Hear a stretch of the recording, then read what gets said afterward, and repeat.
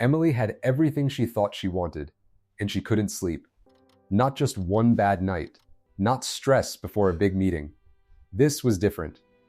At 3:17 a.m., she sat on the edge of her bed in her downtown Chicago apartment, staring at her glowing phone screen, refreshing her email for no reason. Promotion confirmed. Salary increase approved. Congratulations, Emily. So why did her chest feel tight, like something was about to go wrong? She whispered to herself, almost embarrassed. Why am I so scared when everything is finally working?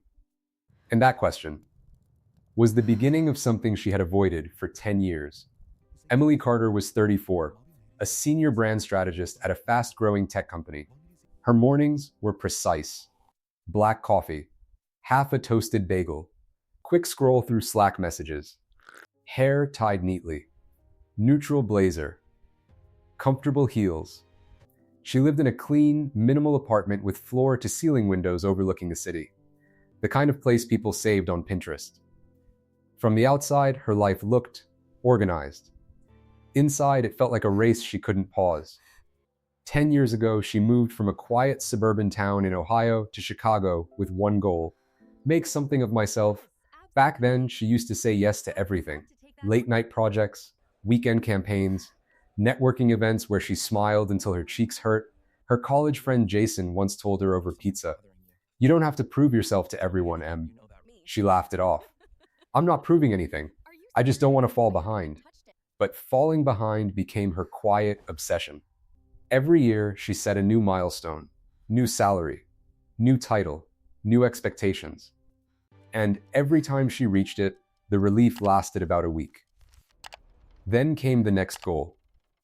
Her phone was full of reminders, her calendar packed, her mind never quiet. Some nights she'd scroll through social media and see people her age getting married, having kids, moving into houses with backyards. She would pause, stare, then lock her phone. Not my path, she'd tell herself. But lately, that answer didn't feel as confident. It happened on a random Tuesday. Emily was in a glass-walled conference room, presenting a campaign strategy to senior leadership. She had done this 100 times before. Slides ready, voice steady. Based on the data, we're projecting a 27% increase in. Her words stopped. Not paused, not delayed. Stopped. Her heart started racing. Her vision blurred slightly. Her hands felt disconnected. Someone across the table leaned forward. "Emily? You okay?"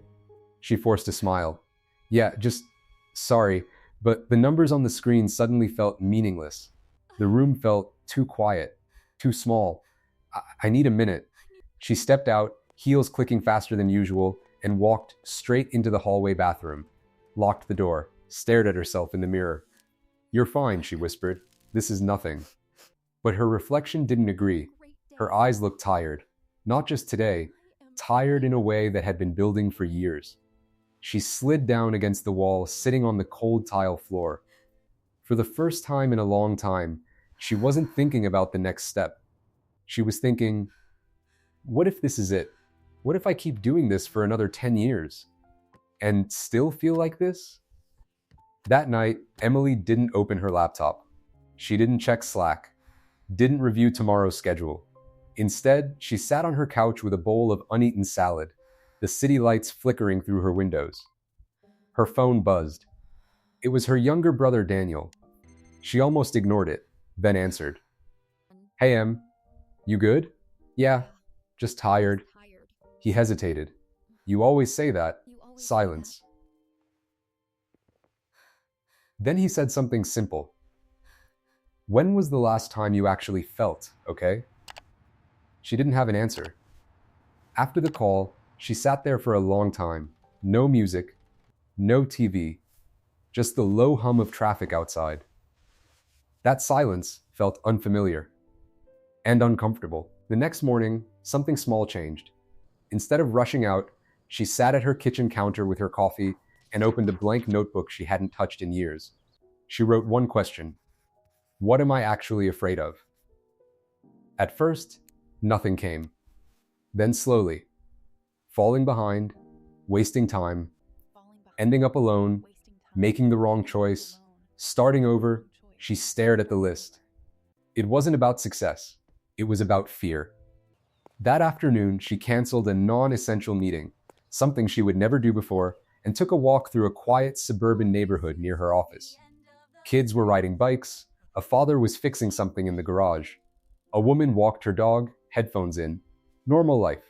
Unplanned. Unoptimized. And for a moment, Emily felt like an outsider looking in. Not jealous, just disconnected. A week later, things got worse. Not externally. Her job was fine. Performance strong. No crisis, no failure. But internally, everything felt heavier. Sleep got shorter. Thoughts got louder. One night, around 2 a.m., she sat at her desk, scrolling through job postings. Different cities, different roles, different industries. Maybe I just need a change, she muttered.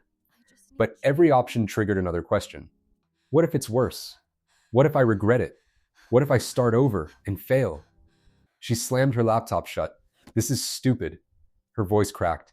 Tears came out of nowhere. Not dramatic, not loud. Just quiet, steady. I did everything right, she whispered. So why does it feel wrong? She thought about the last 10 years.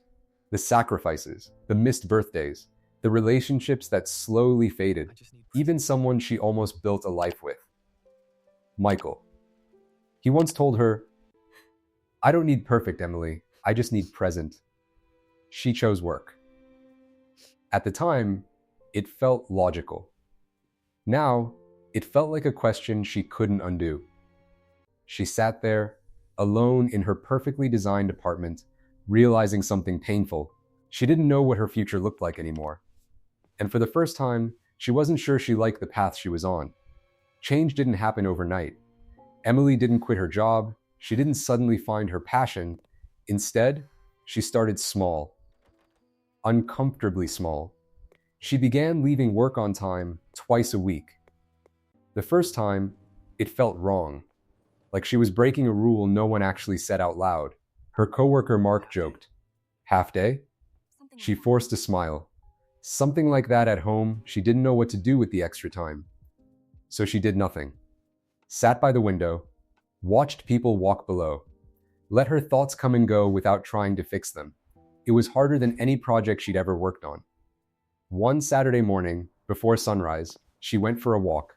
The air was cool, streets quiet. A runner passed her. A bakery down the street was just opening, the smell of fresh bread drifting into the air. For once, there was no urgency. She pulled out her phone, then paused, and put it back. Just walked. A few weeks later, she met Daniel for coffee. He looked at her carefully. You seem different. Good different or bad different? He smiled. Real different. She laughed softly. I think I've been running for so long, I forgot why I started. They sat in silence for a moment. Then she said something she hadn't admitted out loud before. I'm scared that if I slow down, I'll realize I built the wrong life. Daniel nodded.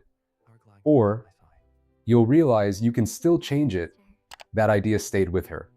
Not as a solution, but as a possibility. Emily didn't figure everything out, but she made one clear decision. She stopped chasing the next version of success without questioning it. She kept her job, but changed how she showed up. Set boundaries. Said no more often. Took her full vacation days for the first time in years. She reached out to an old friend she had lost touch with. Not to network, just to reconnect. Some days still felt heavy. The anxiety didn't disappear, but it changed. It became something she could listen to instead of run from. 1 year later, Emily still lived in Chicago. Same apartment, same job title, by choice. But her life felt different, slower, more intentional. On a Sunday morning, she sat by her window with coffee, journaling. No rushing, no comparing. Just writing one simple line, I don't need to have everything figured out to move forward. And for the first time in a long time, she believed it. Here's the truth most people don't talk about. Anxiety about the future isn't always a sign that something is wrong. Sometimes, it's a signal that something needs to change. In the US, nearly 1 in 3 adults report feeling overwhelmed by uncertainty about their future at some point in their lives. You're not alone in this. But ignoring it doesn't make it go away. Emily didn't fix everything. She just started asking better questions and giving herself permission to slow down. Action for you. Tonight, write down one fear you've been avoiding about your future. Then ask yourself, what small step can I take this week to face it? Reflection question. Are you chasing what you truly want, or just running from what you're afraid to feel? Sometimes, clarity doesn't come from moving faster. It comes from finally stopping.